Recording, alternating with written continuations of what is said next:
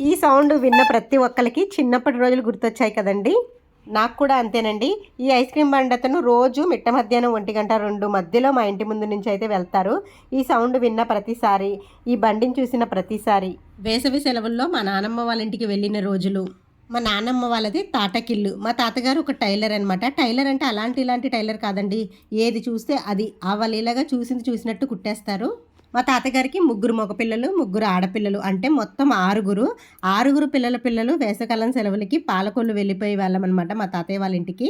మా తాతగారు అరుగు మీద కూర్చుని మిషన్ కుట్టడం, అదే అరుగు మీద మేము ఆడుకుంటూ ఉండడం, కరెక్ట్‌గా అదే టైంకి ఐస్ క్రీమ్ బండి సౌండ్ చేసుకుంటూ రాగానే మేమందరం ఐస్ క్రీమ్ కొనమనైతే మా తాతయ్య చుట్టూ చేరిపోయేవాళ్ళం.